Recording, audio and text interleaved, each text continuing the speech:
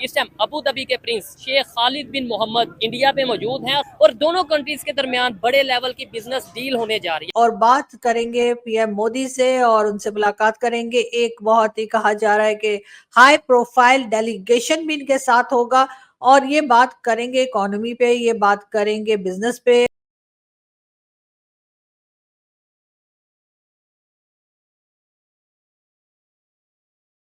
एक तो अगेन वही बड़ा फॉर्मिडेबल चैलेंज है। पाकिस्तान सारी जिंदगी अबू धाबी और यूएई और रियाद और सऊदी अरेबिया, कुवैत, जीसीसी जाता रहा ये कहने के लिए कि हमारी इमदाद करें, हमारी मदद करें, हम आपके मुसलमान भाई हैं, हमारे ऊपर कश्मीर का मसला बन गया है, भारत हमारे साथ ये कर रहा है, वो कर रहा है।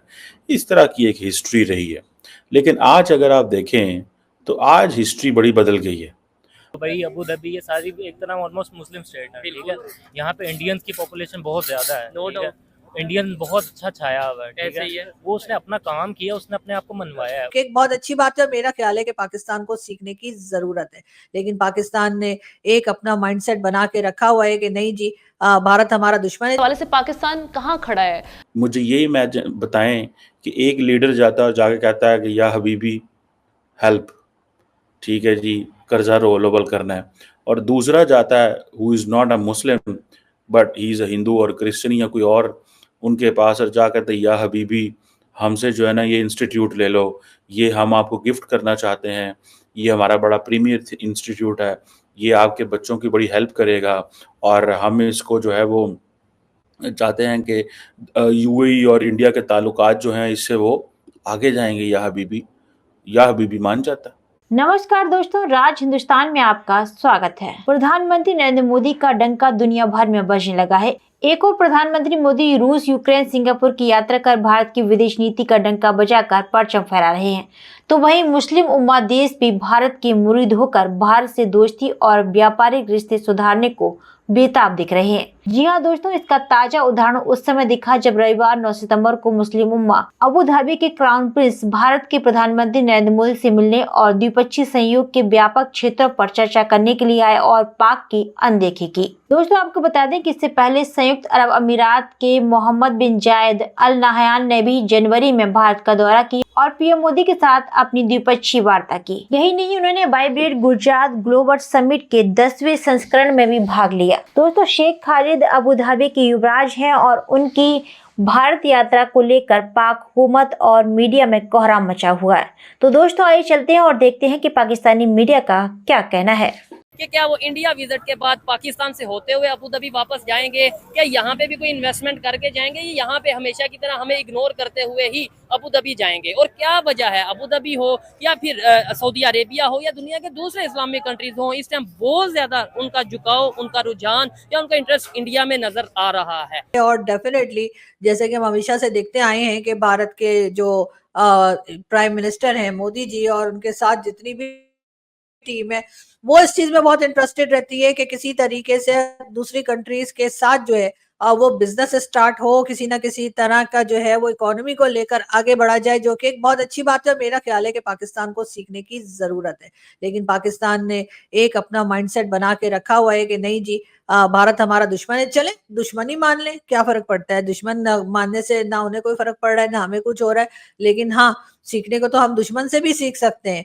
तो फिर उनसे कुछ सीख लीजिए ताकि अपनी भी हालत जो है वो कुछ बेहतर हो जाए। वरना यही होगा कि कोई कंट्री भी पाकिस्तान से बात करने के लिए तैयार नहीं है, यहाँ पे इन्वेस्ट करने के लिए तैयार नहीं है। जैसा कि इमरान खान साहब ने भी 2-3 दिन पहले स्टेटमेंट दिया था कि जो सिक्योरिटी के इश्यूज है पाकिस्तान में और जिस तरह से यहाँ पे गवर्नमेंट्स चल रही हैं कि हर दूसरे दिन ऐसा लगता है कि शहबाज शरीफ साहब शायद जाने ही वाले हैं, अभी गए कि तभी गए।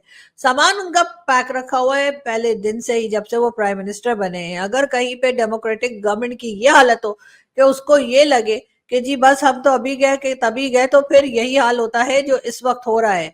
और गवर्नमेंट का जो हाल है, जो हालत खराब है, यानी एक डेमोक्रेटिक गवर्नमेंट अगर ये मानते हैं अपने आप को, तो फिर हर पॉलिटिकल पार्टी को इजाजत होनी चाहिए। हर पॉलिटिकल पार्टी के पास एक राइट होता है कि वो अपनी रैलीज कर सकते हैं, पब्लिक गैदरिंग्स कर सकते हैं, लेकिन जब भी पीटीआई वाले अनाउंस करते हैं तो इमरान खान साहब की बात सुनते ही न जाने क्यों शहबाज शरीफ साहब की गवर्नमेंट की टांगे कांपनी शुरू हो जाती हैं। और यही माइंडसेट आपने यहाँ बना रखा है, यही वो नफरत है जो हम बेचते रहे, जो हम पढ़ाते रहे, और अब यही नफरत जो है वो हमारे गले पड़ चुकी है। वो दिन दूर नहीं जब यूरोप से और अमेरिका से और कनाडा से और गल्फ से एक एक पाकिस्तानी को गर्दन से पकड़ के वो लोग बाहर निकाल देंगे शायद, और किसी को वहां पर आने नहीं देंगे। इसलिए कि जो ये लोग जो पागलपना कर रहे हैं, जो लोगों को सिखाया पड़ा है, और जिस तरह की न्यूज आती रहती है वो देखकर ऐसा ही लगता है कि बहुत लोग, अब बहुत सारी कंट्रीज जो है वो पाकिस्तान को शायद वीजा देना बंद कर दे। दोस्तों, पाकिस्तान सारी जिंदगी अबू धाबी और यूएई और रियाद और सऊदी अरेबिया, कुवैत, जीसीसी जाता रहा ये कहने के लिए कि हमारी इमदाद करें, हमारी मदद करें, हम आपके मुसलमान भाई हैं, हमारे ऊपर कश्मीर का मसला बन गया है, भारत हमारे साथ ये कर रहा है, वो कर रहा है। इस तरह की एक हिस्ट्री रही है। लेकिन आज अगर आप देखें तो आज हिस्ट्री बड़ी बदल गई है। आज भारत ने, जो भारत का एक premier Indian Institute of Technology है, उसकी अबू धाबी में एक समझ लें कि उसको शाख खोली है। कतर में कुछ महीने पहले मैं गया तो वहाँ पे मैं एक यूनिवर्सिटी टाउन था, if I am not wrong. तो वहाँ पे मैंने लाइब्रेरीज देखी, हर सड़क पे एक यूनिवर्सिटी है बाहर की, जनाब ये कैलगरी यूनिवर्सिटी है, ये फ़लाँ अमेरिकन यूनिवर्सिटी है, ये फ़लाँ का कैंपस है, फ़लाँ का कैंपस है। मैं हैरान परेशान, वहाँ पे गोरे ही गोरे कतर के अंदर, और यूनिवर्सिटियाँ बड़ी अच्छी, फ़लानी जी टेक्सास यूनिवर्सिटी है, ये वो यूनिवर्सिटी है। और वहाँ पे जो लोकल्स थे वो बहुत खुश कि जी हमें इन यूनिवर्सिटियों के साथ काम करने का मौका मिल रहा है। अब क्वेश्चन ये है कि इंडिया भी उन्हीं लाइंस के ऊपर अपने इंस्टीट्यूट को एक्सपोर्ट कर रहा है। देखें, बाकी इंडिया की एजुकेशन का सिस्टम देखा जाए तो उसमें मैं तो अमूमन इस चीज़ से अंदाज़ा लगाता हूँ कि इंग्लिश बड़ी अच्छी बोलते हैं, ठीक है? और वो अपने स्कूल कॉलेजेस से पढ़ के निकलते हैं, इंडियन अच्छी इंग्लिश बोलते हैं। हमारे यहाँ भी अच्छी बोलते होंगे, लेकिन सिर्फ जो प्राइवेट सेक्टर में पढ़े हुए हैं वो थोड़ा-सा एक सेक्टर है। बहरहाल, मैं इंडियन इंस्टीट्यूट ऑफ टेक्नोलॉजी की बात करूँ, ये इंडिया का एक प्रीमियर इंस्टीट्यूट था, इसको वो एक्सपोर्ट कर रहे हैं। और वो अब होगा क्या कि अबू धाबी के अंदर, यूएई के अंदर जो यंग टैलेंट है, वो ये कहेगा जी हम तो इंडियन इंस्टीट्यूट ऑफ टेक्नोलॉजी के पढ़े हुए हैं। अब देख रहे हैं वो लेवल, किस लेवल पे बात हुआ करेगी इंडिया और यूएई की। मुझे ये इमेजिन बताएं कि एक लीडर जाता है और जाके कहता है कि या हबीबी हेल्प, ठीक है जी, कर्जा रोलेबल करना है, और दूसरा जाता है who is not a Muslim but he is a Hindu और क्रिश्चियन या कोई और, उनके पास और जा कहते हैं या हबीबी हमसे जो है ना ये इंस्टीट्यूट ले लो, ये हम आपको गिफ्ट करना चाहते हैं, ये हमारा बड़ा प्रीमियर इंस्टीट्यूट है, ये आपके बच्चों की बड़ी हेल्प करेगा, और हम इसको जो है वो चाहते हैं कि यूएई और इंडिया के ताल्लुकात जो हैं इससे वो आगे जाएंगे। या हबीबी मान जाता है। अब क्वेश्चन ये है कि वो कहते हैं जी कि हमारे पास 23 और भी ऐसे इंस्टीट्यूट्स हैं, ठीक है जी, जो इंजीनियर्स, डॉक्टर्स, इनोवेटर्स जो हैं वो प्रोड्यूस कर रहे हैं।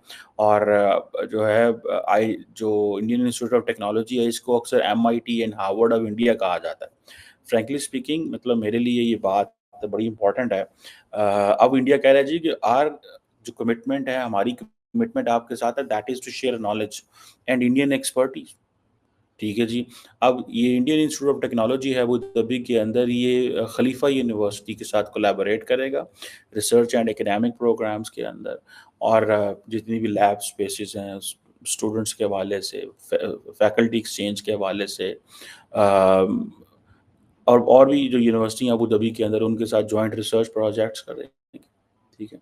मुझे तो ये अंदाज़ा लगाएं कि जो मोहम्मद बिन ज़ायद यूनिवर्सिटी एक आर्टिफिशियल इंटेलिजेंस है, वो भी पार्टिसिपेट करेगी इंडियन इंस्टीट्यूट ऑफ टेक्नोलॉजी के साथ इन जॉइंट रिसर्च, जो कि अब देखें ये इस लेवल पे डिस्कशन हो रही है।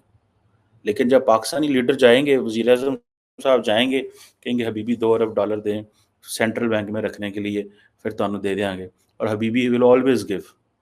मैं आपको बात बताऊं, the Emiratis and the Saudis have been very very helpful to Pakistan. तो दोस्तों, आपने देखा कि आज पाकिस्तान में जिस तरीके से कोहराम मचा हुआ और जनता भूख और आतंकवाद से बिलख रही, उसको छोड़ पाकिस्तान भारत के बढ़ते कदमों से हैरान और परेशान है। इस पूरी खबर पर आपका क्या कहना है, हमें कमेंट बॉक्स में जरूर बताएं।